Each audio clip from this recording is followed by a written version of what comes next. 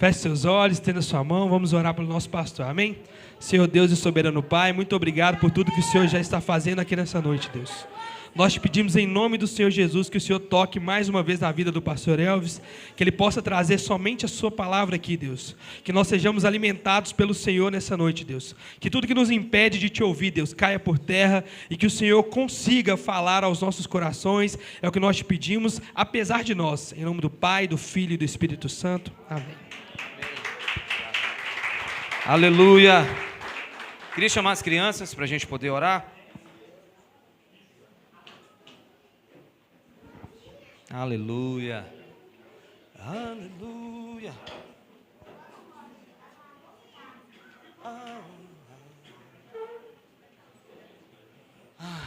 Glória a Deus. Glória a Deus. Estenda suas mãos para cá. Aleluia. Pai, em nome de Jesus, Deus, oramos por cada vida, por cada alma dessa, Senhor. Senhor, nós não sabemos o futuro delas, nós não conhecemos o amanhã delas, mas sabemos que o Senhor já está lá com elas nesse amanhã. Senhor, muitas dessas crianças, Senhor, têm um chamado em Ti. Muitas delas nasceram, Senhor, para servir a Tua casa. Pai, em nome de Jesus, mais o inimigo de nossas almas, o nosso inimigo, o inimigo da Tua igreja, quer tirar, desviar, afastar cada criança dessa dos caminhos do Senhor, com as ideologias de Satanás, com os caminhos errados de Satanás, com os homens maus enviados por Satanás. Mas hoje, Senhor, com mãos estendidas para elas, pedimos misericórdia sobre a vida delas. Senhor, ajuda elas naquilo que os pais não podem fazer, Senhor, naquilo que os olhos dos pais não podem alcançar, naquilo que a nossa incapacidade, naquilo que a nossa limitação não pode, o Senhor pode todas as coisas. Senhor, ajuda cada vida dessa, Senhor. Entregamos cada uma delas em Tuas mãos. É o futuro da nossa igreja aqui hoje, Senhor. Em nome de Jesus, amém. Lucas 5.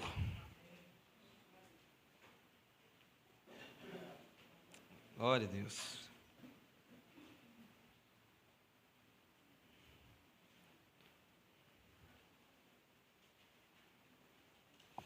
Lucas 5, do 1 ao 11. Bem?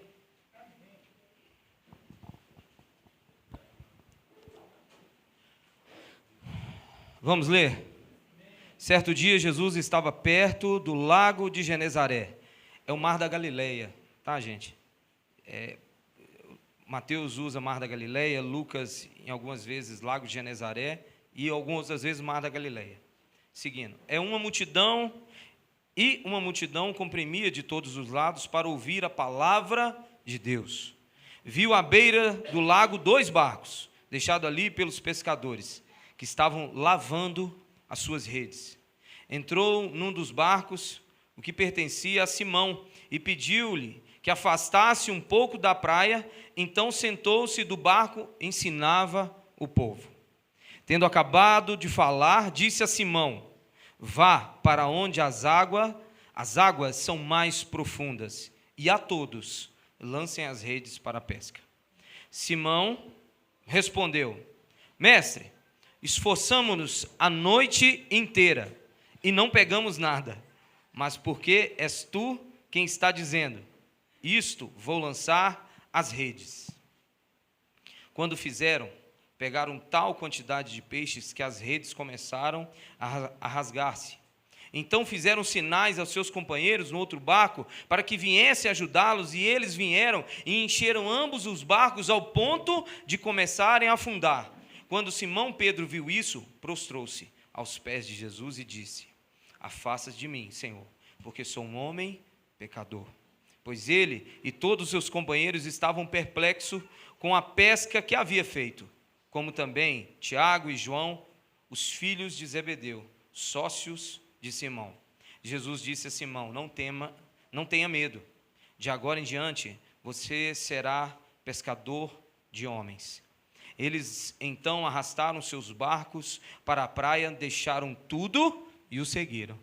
Glória a Deus. Texto lindo, né, irmãos? Só a leitura dele já podia falar assim: amém, acabou, vamos embora. Edifica pela simples leitura.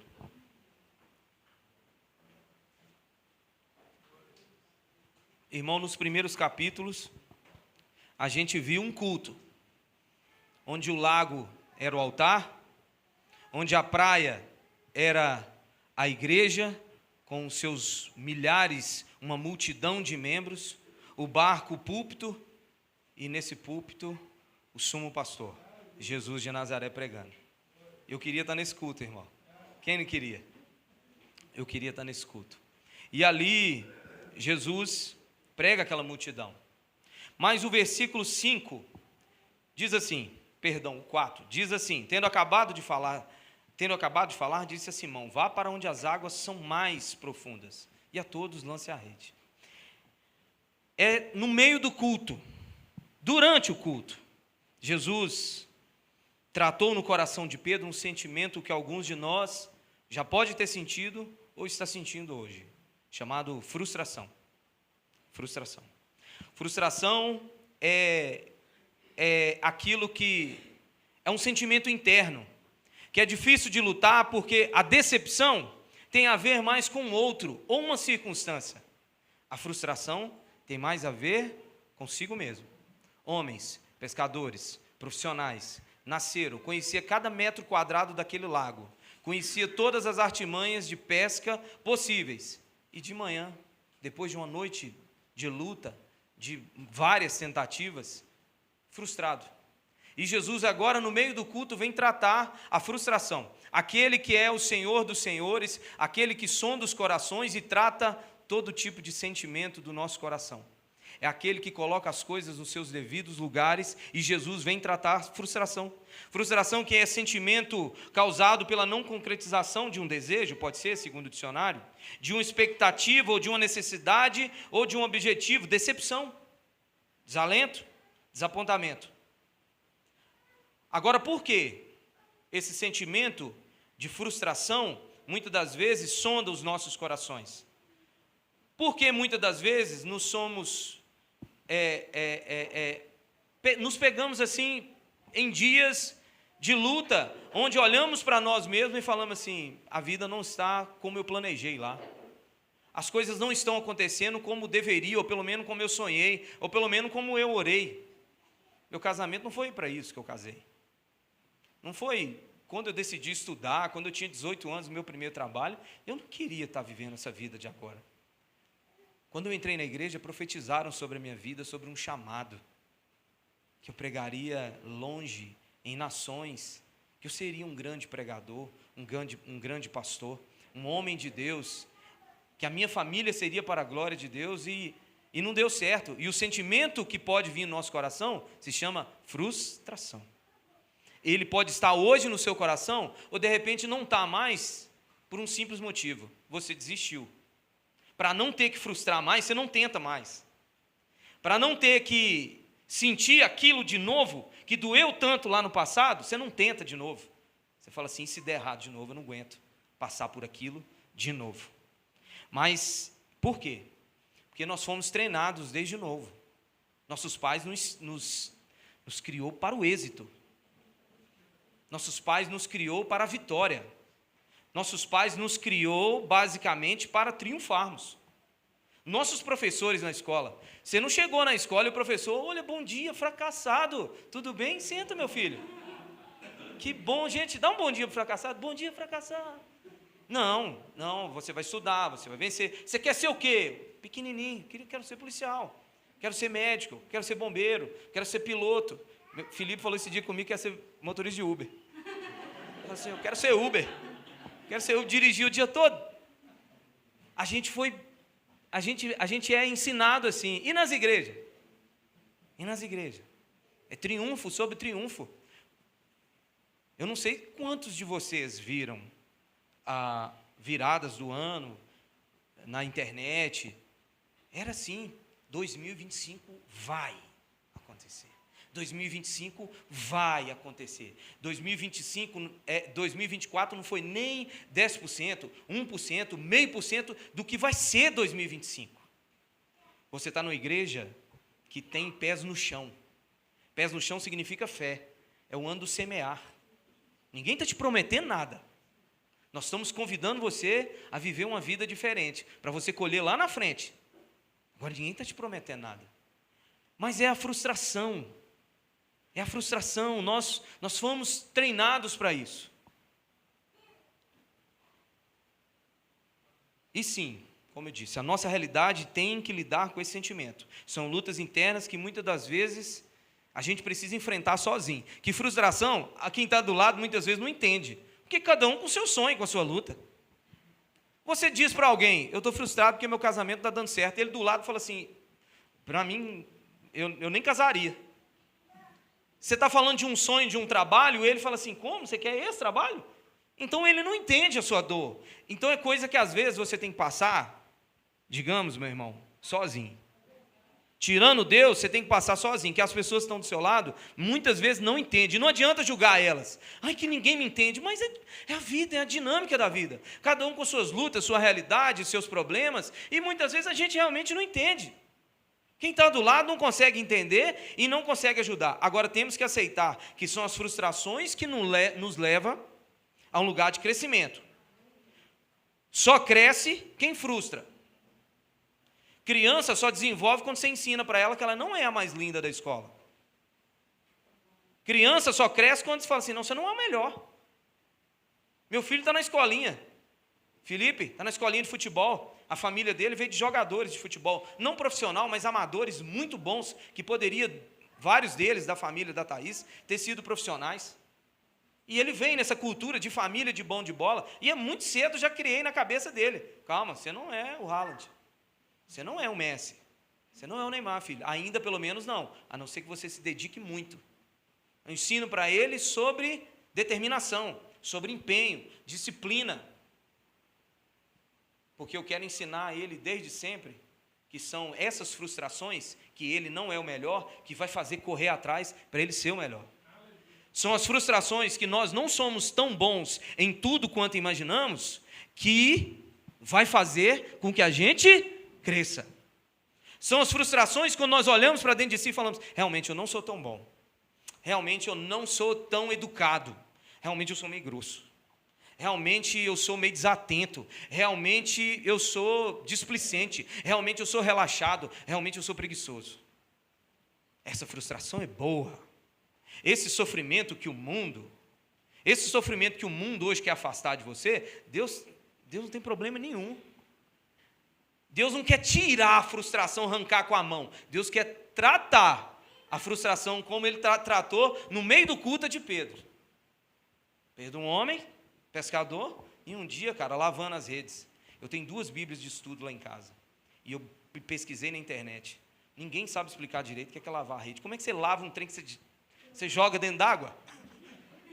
Sei lá, a única explicação que eu tenho é tirando, sei lá, qualquer tipo de galha, folha, lodo, né, Robin? Mas lavar um trem que está dentro d'água, né? Estranho.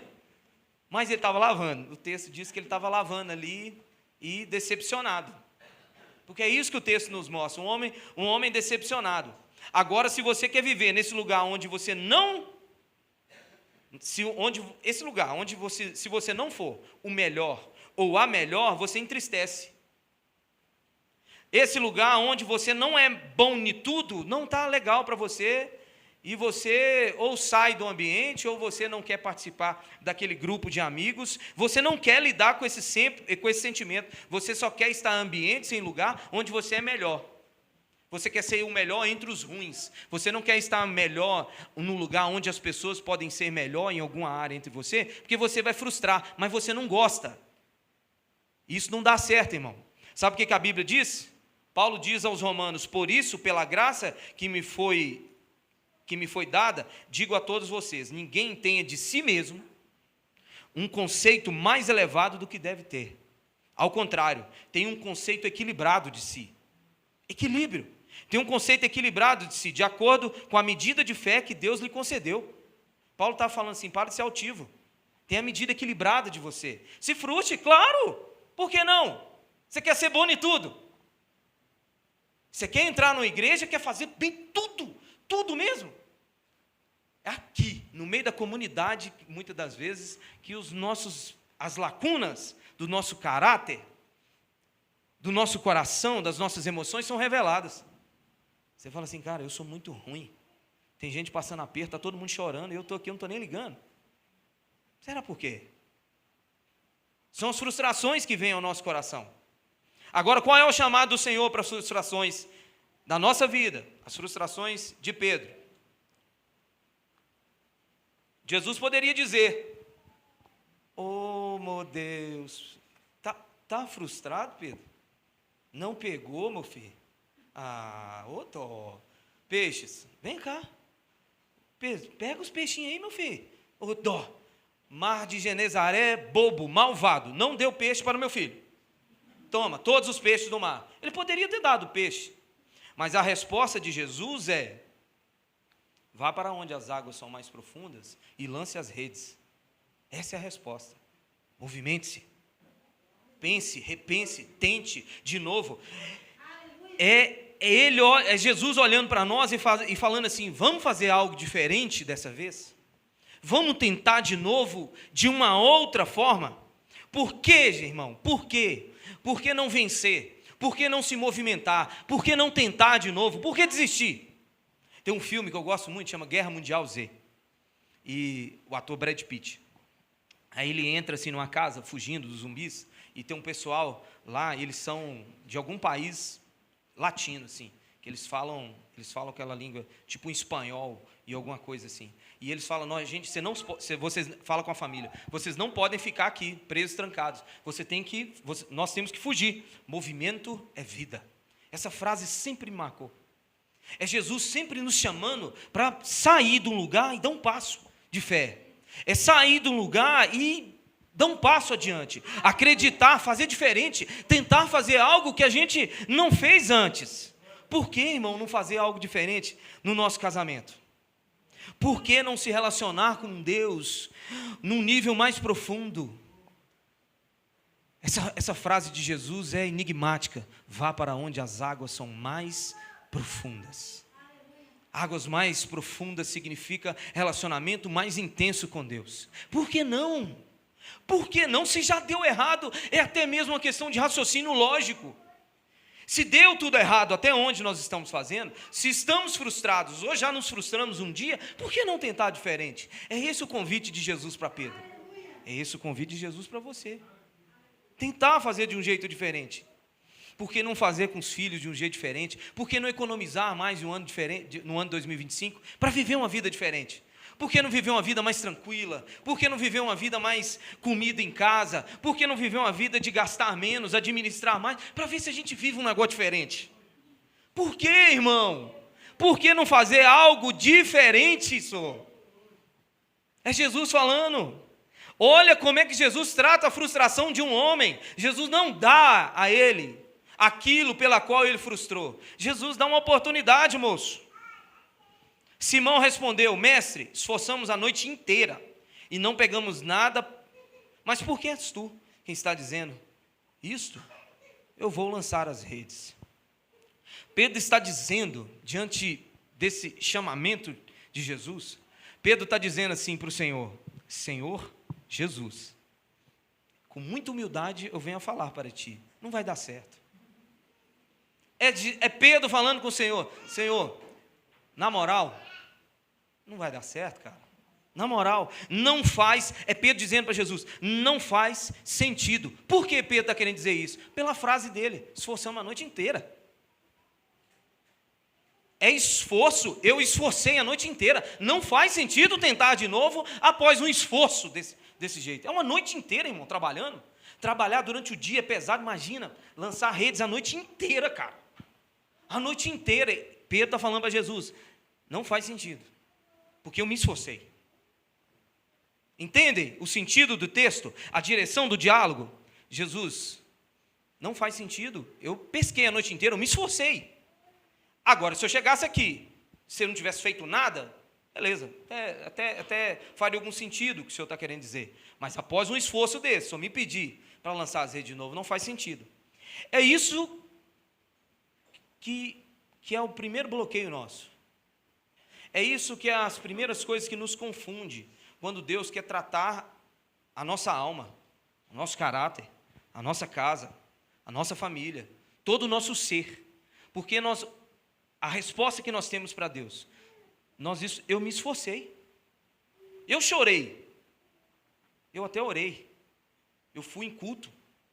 O pastor me ligou, eu fui no culto. Na verdade, Deus, eu estou indo no culto. Eu estou me esforçando.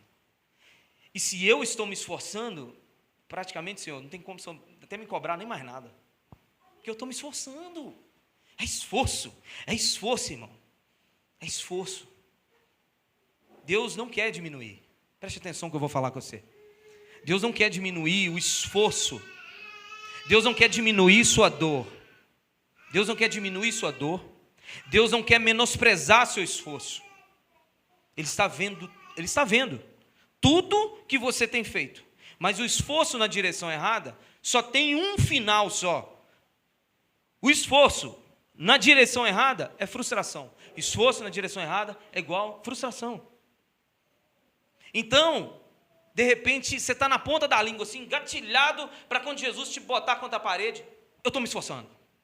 Igual Pedro. Ué, como? Como assim, Jesus? Eu pisquei a noite toda. Pisquei a noite toda. Não foi uma parte, é toda. Toda. Eu sei toda. É Deus, irmão, é Deus. Quantos de nós já viveu assim? O que Deus nos pede não faz o menor sentido. O que Deus nos pede, muitas das vezes, não faz o menor sentido. O que Pedro diz, Jesus não faz sentido e os motivos são óbvios. A noite inteira para pescar. Depois de várias horas. Por que agora? Todo pescador sabe que a noite é o melhor horário para pescar. Por que agora? Na parte da manhã. E o Senhor não é pescador. O Senhor é um carpinteiro. O Senhor não entende da minha dor. O Senhor não entende da minha dor. Mas para Gideão não fez sentido. Mas para Josué não fez sentido e para Abraão não fez sentido. Abraão tinha 100 anos. Josué estava sucedendo um dos maiores homens da Bíblia, Moisés. Gideão era o menor da família para enfrentar um exército de filisteu com mais de 100.000 homens. Não faz sentido. Fé não faz sentido. Sobrenatural não faz sentido. Nós já lemos o texto fala que eles pegaram uma quantidade de peixe, que as redes rasgaram e o barco começa a afundar. Como? Como pode acontecer isso? Jesus assobiou, os peixes se ajuntou, a rede jogou e os peixes, depois que a rede já estava na água, os peixes, bora gente, e pulou para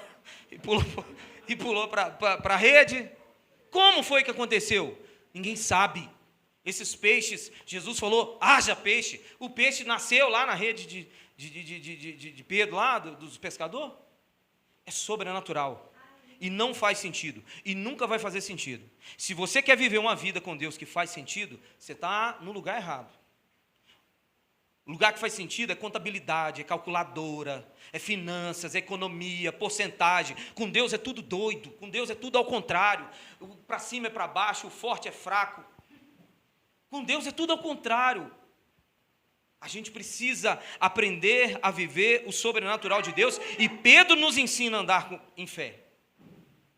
Pedro nos ensina a andar em fé. E Pedro nos dias de hoje seria um homem sem fé. Um pastor, se Pedro fosse pastor de uma igreja hoje, a galera não ia muito curtir ele não. Porque ele fez uma constatação da realidade. Constatação da realidade hoje é falta de fé. Você olhar para as pessoas e dizer, é muito difícil esse problema. Mas que isso? Não. Pedro constatou, não dá para pegar, Senhor.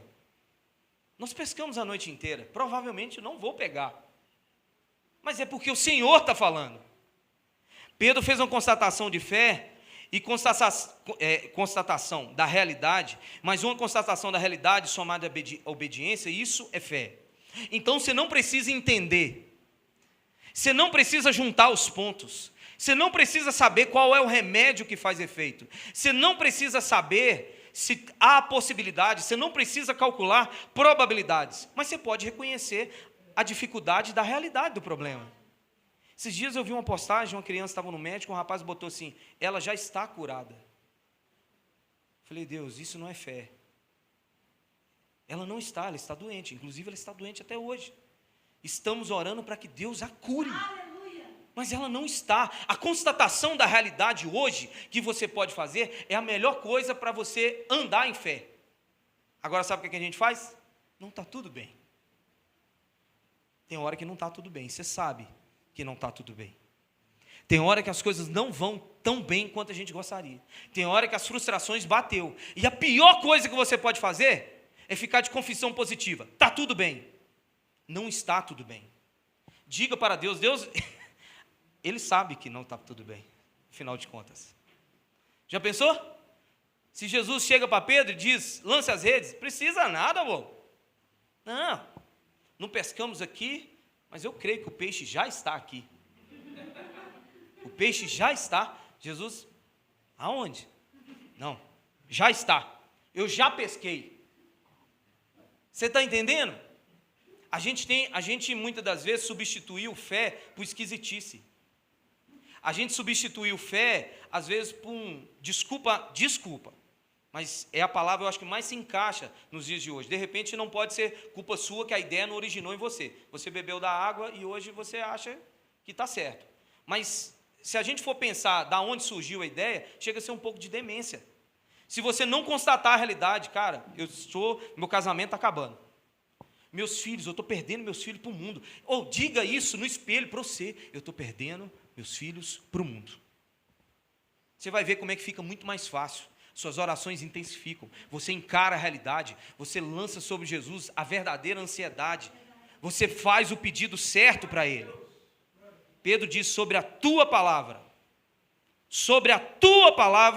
lançarei a rede, não sobre a minha. Não sobre o que eu penso se vai dar certo ou não. Não do meu cálculo que eu fiz, se é difícil ou não é difícil. Eu vou lançar porque o Senhor falou. Sabe o que é sobre a tua palavra? A resposta é clara, é o contrário da nossa palavra. Lançar as redes sobre a palavra de Deus é ao contrário de caminhar sobre a minha vontade, sobre os meus desejos. E quando a gente vê bizarrices, como a gente viu no final desse ano, pessoas dizendo, afirmando, declarando, dizendo que Deus disse que o 2025 vai ser melhor, no final das contas, meu irmão, no final das contas é um povo ainda seduzido pelo diálogo de Satanás no jardim do Éden, quando a serpente disse, se você comer, será como um deles. Você será como ele. Você vai ter muito poder. Então, no final das contas, são homens e mulheres não se submetendo à palavra de Deus, às promessas de Deus, mas os seus desígnios e as suas vontades. Por algum momento, por algum instante da humanidade, da história da igreja, alguém decidiu dizer que se eu disser que vai acontecer, vai acontecer. O Cristo, o Filho de Deus, que andou sobre essa terra, não sujeitou a essa ideia. Ele não pensou, ele não hesitou em dizer no Getsemane, Senhor, mas todavia não seja feita a minha vontade, mas a tua vontade.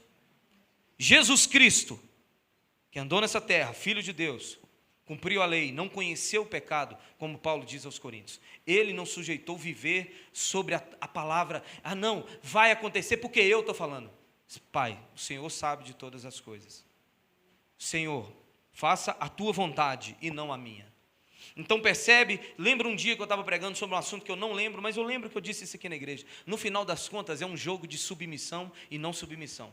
É um jogo, o crente, ele adora o Senhor, ele ama a Deus, mas na hora de se curvar à sua vontade, não. Porque não cogita na possibilidade do crente moderno, do homem moderno, que o 2025 pode ser de muita luta, de muitas frustrações, mas são aquelas frustrações que vai fazer você olhar para o espelho e secar as lágrimas assim e falar assim, eu vou melhorar, cara. Eu vou melhorar, igual meu menino falou comigo, pai, eu vou melhorar. Eu vou orar mais.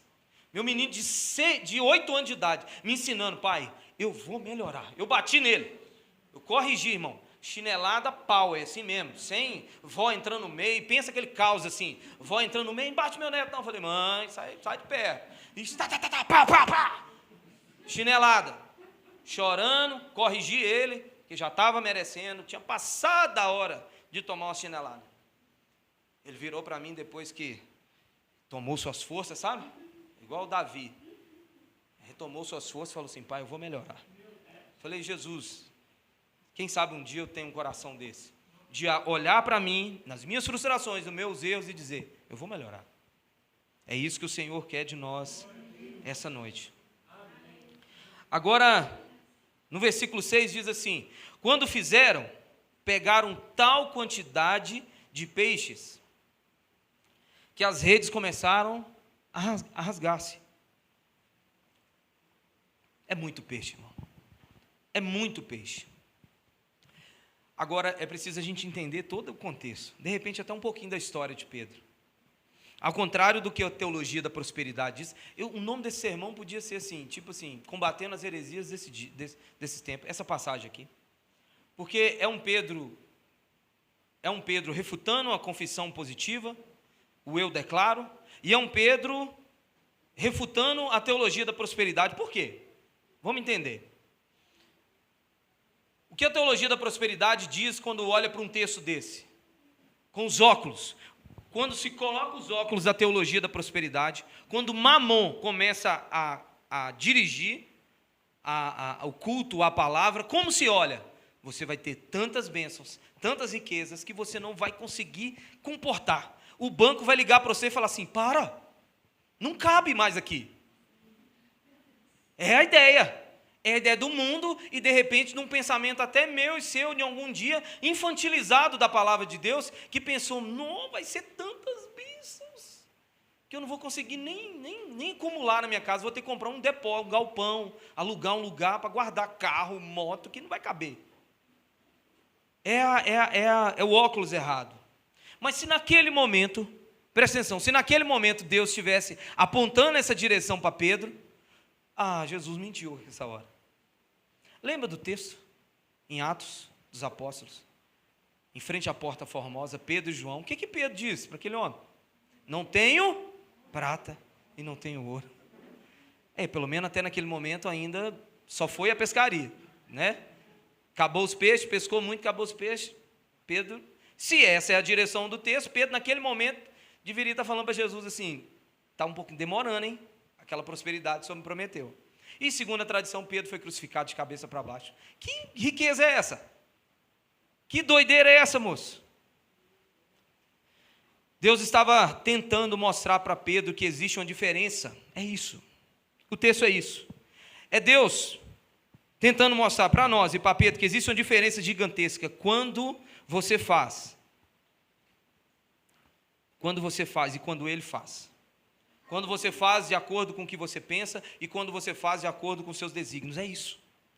É Jesus mostrando a discrepância. Podia só ter pegado peixes, mas muitos peixes. Podia ter enchido o barco, mas os 2 barcos estavam afundando. É Jesus categoricamente querendo dizer, vê a diferença.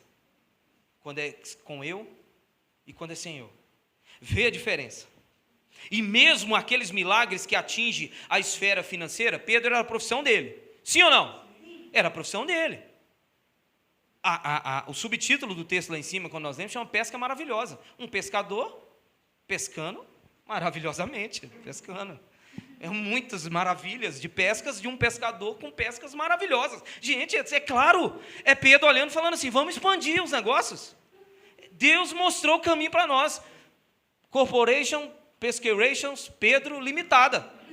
Agora nós vamos bombar. Região da Palestina só vai dar nós vamos comandar. Quem quiser comprar peixe vai ter que passar por nós. Vamos abrir várias franquias e empreendimentos e tal. Mas é Jesus falando, Pedro, não é. Mesmo quando aponta para uma direção financeira, mesmo quando aponta para uma direção financeira, mesmo quando aponta para o óbvio, de repente, nem sempre é esse caminho exatamente que Deus quer nos mostrar. Os seus milagres, muitas das vezes, não é para nos aparelhar para viver uma vida arregalada. Não é para nos dar um conforto, para deitarmos e dizer, agora pode descansar, alma, que você tem tudo que você precisa. Não é para você encher os seus celeiros e dizer para a alma a si mesma, agora você pode descansar. Não é aparelhar a sua vida para que você viva uma vida cada vez mais confortável, uma vida cada vez mais abastada. Mas sabe como é que essa história termina? Eles então arrastaram seus barcos para a praia, deixaram tudo e seguiram. Por quê? Não é óbvio aqui o que acontece. Apesar do tom de brincadeira, mas é claro, ele é pescador, faz um milagre na área dele, pescando. Por que deixar? Pedro falando assim, agora é a hora de a gente continuar, o homem nos abençoou. Ué. Mas muitas das vezes os milagres que Deus faz na nossa vida é para a glória dele mesmo. Culmina nele mesmo. O alvo, preste atenção, o alvo dos milagres de Deus não é você, é ele mesmo. Ele é glorificado através da sua vida. Você é um instrumento dele. Não é você o centro da parada. Glorifica o Filho dele, os milagres dele sobre a sua vida. Não é você. Você está aqui hoje, você não é o centro. O culto não é para você. Os milagres não apontam para você. As bênçãos não apontam para você. As bênçãos apontam para um caráter dele. Revelam um caráter dele. Os milagres apontam para ele, o seu caráter, validando o seu caráter, a sua bondade, que ele está vivo, estendendo a sua mão sobre a igreja. Não é sobre você. A palavra não é instrumentalizada para conseguir algo de você, para tocar nas suas emoções, para que você saia daqui emocionado. A palavra é viva, é ele é o verbo, ele é a palavra. O culto é para ele, os louvores, apesar de todo o capricho e esforço do Ministério do Louvor, para que a igreja flua, integre naquele momento e cante, não é para você. É tudo para ele. É tudo para ele. E como esse milagre, mais uma vez, termina. Homens falando assim, eu vou te seguir. Eu vou te seguir. Andar sobre a palavra de Jesus não significa riquezas. Preste atenção. Andar sobre a palavra de Jesus não significa triunfo e êxito nessa terra.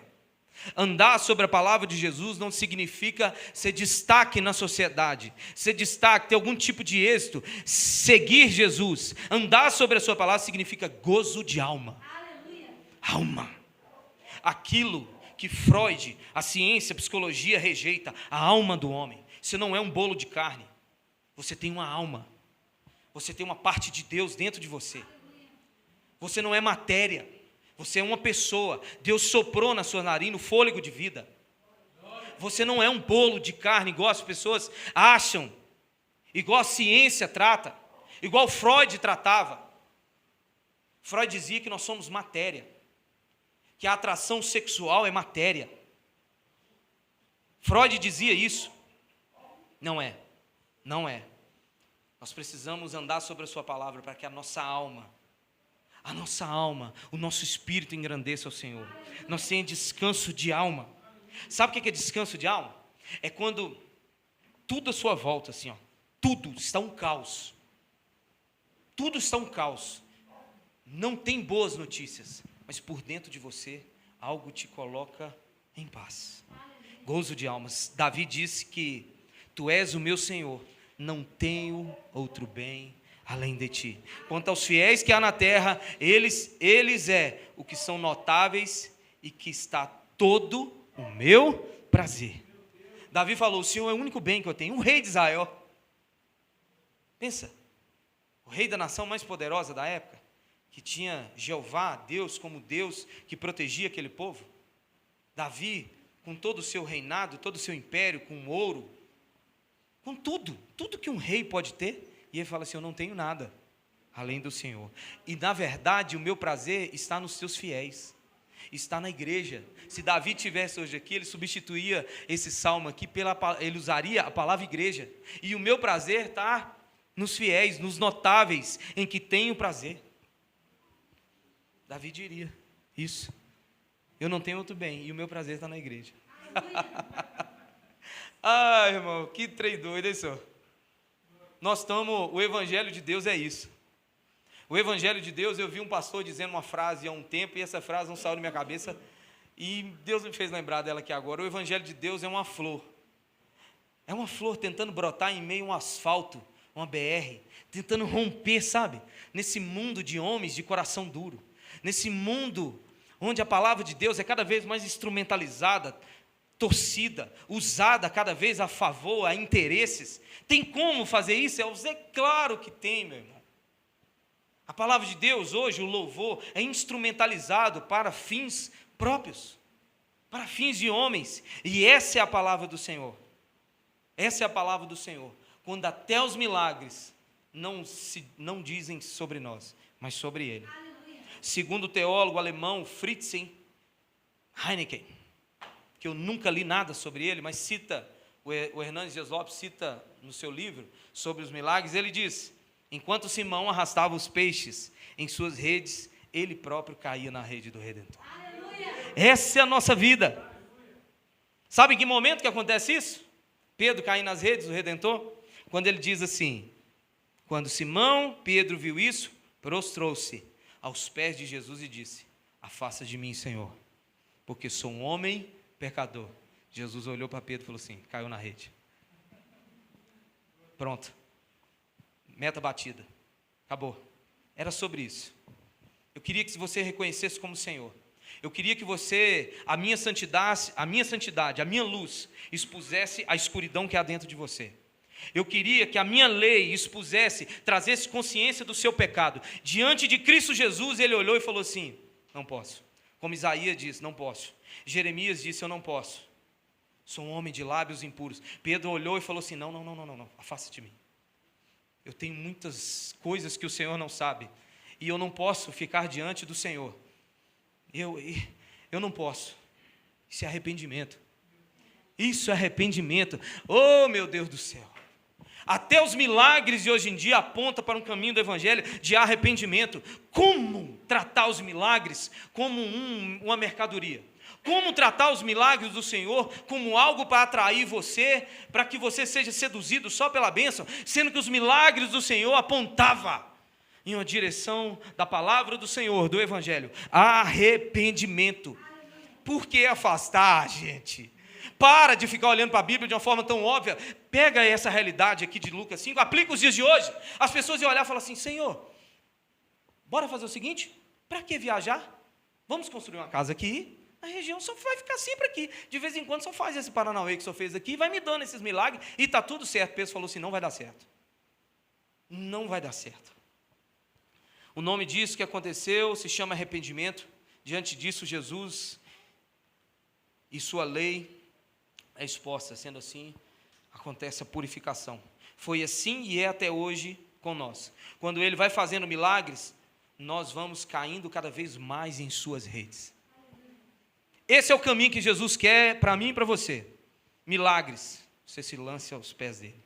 Milagres, você se arrependa. Milagres, você se constranja. Milagres, você cada vez sirva a ele mais. Milagres, cada vez você se torne um discípulo mais assíduo. Milagre, cada vez você vai em águas mais profundas. Milagres, cada vez você mais se aproxima de Deus. Mas a mercadoria é: vem, pegue seu milagre. Ok, estamos aqui para quando você, cliente, quiser o seu milagre de novo. Estamos aqui de portas abertas. Traga o seu dízimo e nós vamos te oferecer alguns milagres. Jesus quer que cada vez que ele faça algo na nossa vida, a gente se aproxime mais. E para a gente caminhar para o final, você pode ficar de pé, por favor.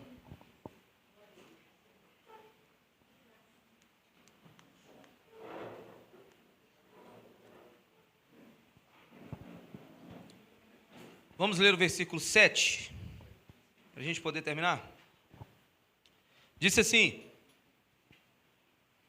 então fizeram sinais aos seus companheiros no outro barco, para que viessem ajudá-los.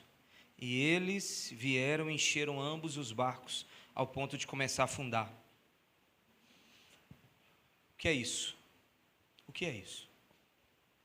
Quando você obedece a Deus, quando você lança as redes da sua vida sobre a palavra de Deus, quando você decide obedecer a Deus, quando você faz uma constatação óbvia diante do Senhor dos Senhores, que sabe todas as coisas, quando você diz para Ele assim: minha vida não está boa, mas o Senhor está me pedindo uma loucura, e loucamente eu vou te servir.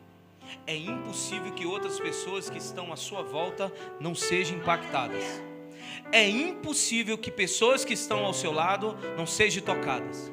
É impossível que as pessoas que estejam ao seu lado não percebam. É impossível. Quando você se lança, quando você lança as redes em águas profundas, é impossível que outras pessoas que estejam à sua volta não sejam impactadas. É lindo, meu. É lindo que Jesus, o homem que vive para si, o homem que vive hoje, sabe? O homem que vive para si, Jesus fala assim: não, é sobre mim. E há um transbordar na sua vida que encontra as pessoas que estão à sua volta. Um exemplo claro aqui. É quando um homem de Deus, quando uma mulher de Deus resolve obedecer ao Senhor. Preste atenção, quando um homem, falar para os homens aqui agora, não como espécie, mas como sexo masculino, os homens, é impossível um homem que se curve diante do senhorio de Cristo, um homem que ouve e atende esses chamados malucos do Senhor. E eu entendo, meu irmão, muitas vezes é uns trem meio que não faz sentido mesmo não. Não faz sentido mesmo não. Mas um homem que decide ouvir a voz de Deus e obedecer, é impossível que a sua família, seus filhos, a sua mulher não seja impactada, não seja tocada. Mulher, é impossível que você cometa loucura um dia de fazer o que a Bíblia manda, ganhar o seu marido em silêncio. Que isso, pastor? Onde você leu? Na Bíblia. Tem coisa de livro que é legal, conselhos humanos. É legal, tem conselho de homens, sabedoria humana, que a gente pode filtrar e é legal. Mas estou falando palavra de Deus.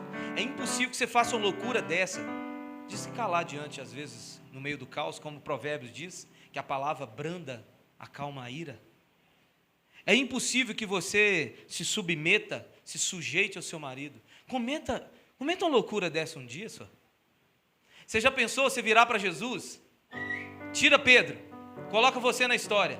Jesus andando pelo mar da Galileia, encontra você e fala assim: filha, submeta ao seu marido. Você vai falar para Jesus assim: Senhor, são 10, 15, 20, 30 anos de casamento, não vai dar certo. É legal quando nós bota Pedro, tira o Pedro e põe seu nome. Jesus falando para você: decida. Jesus falando para os homens: ame sua esposa. Jesus, o Senhor criou a onça, mas eu preciso explicar para o Senhor: é uma onça. Amar onça, onças mordem, arranham, matam. Não tem como amar animais selvagens. E Jesus falando: experimenta, filho. Tenta mais uma vez. É impossível, irmão, que você um dia decida ouvir a voz de Deus e que as pessoas à sua volta não sejam impactadas. Seu filho, sua casa, sua família, seus amigos, a sua igreja, todos que estão à sua volta, vão poder contemplar a glória do Senhor na sua vida. Eu quero que você feche os seus olhos essa noite. E eu quero que você ore, de repente, pela sua frustração, que ficou um dia para trás, adormecida, pela sua frustração hoje, ou pelo aquilo que você está com medo de enfrentar e com medo de passar por esse sentimento. Fale ao Senhor. Deus, em nome de Jesus, oramos aqui essa noite, Deus, muitos de nós em voz baixa, pelo constrangimento de poder dizer e alguém ouvir as lutas que estamos passando, mas com muitos sussurros, de repente lágrimas, Senhor. O Senhor recebe essas orações hoje. O Senhor ouve tudo o que nós estamos pedindo aqui. Os seus ouvidos estão inclinados, Senhor, à tua igreja essa noite. Deus, nos fortaleça, Pai. Pai, nos mostra um caminho de vitória, um caminho de superação, um caminho de vitória em Cristo Jesus, um caminho, Senhor, de sarar, Pai, na área emocional. Sara a nossa alma. Sara as frustrações, as tristezas, as decepções, por que não, Senhor? Sara, Jesus, toda dor, toda angústia que nos impede, Deus, de viver aquilo que o Senhor quer para nós, Pai. Ah, Deus, muitas das vezes, Senhor, estamos frustrados por sentimentos que nós, por desejos que nós determinamos para nós mesmos, sem consultar qual é a sua vontade. Senhor, mas há desejos aqui que o Senhor aprova. Há desejos de família, há desejos que incluem os filhos, há desejos que incluem os maridos, há desejos que incluem a esposa, há desejos, Senhor, que inclui a área financeira, não com essa malícia do mundo sobre dinheiro, mas sobre dignidade, sobre cabeça erguida, sobre prosperidade no Senhor, não com essa maldade, essa ganância, avareza, Senhor. Pai, em nome de Jesus, guiados pelo Espírito Santo hoje, pedimos ao Senhor: Deus, sara a vida financeira da nossa casa. Jesus, nos ajude a pagar nossas contas. Jesus, nos ajude a guardar dinheiro para um momento de necessidade. Pai, em nome de Jesus, me ajuda a dizimar. Ajuda a tua igreja a ofertar. Pai, eu sei, Senhor, Eu sei que os escândalos, homens maus desse mundo têm deturpado, têm tirado esse desejo. Mas, Senhor, com toda a pureza e doçura do Teu Espírito Santo, traz, Senhor, de novo esse desejo. Traz, Senhor, aquele desejo daquela mulher lá de trás, que ao casar queria ter a sua família, sonhava em ter a sua casa e o seu marido e cuidar dos seus filhos. Mas tantas lutas, tantas dor, tantas cicatrizes, tanto sofrimento, Senhor, pelo passado, Pai. Tanto sofrimento no passado, que hoje, Jesus, hoje, muitas delas já desistiram. Senhor, traz de novo, Senhor. Mostra para nós que é possível, Pai. Não queremos, Senhor, seguir um intuito nosso, um sentimento nosso. Queremos andar por fé. Queremos, Senhor, crer na Tua palavra. Queremos acreditar na Tua palavra e andar em obediência à Tua palavra. Jesus, cuida da Tua igreja.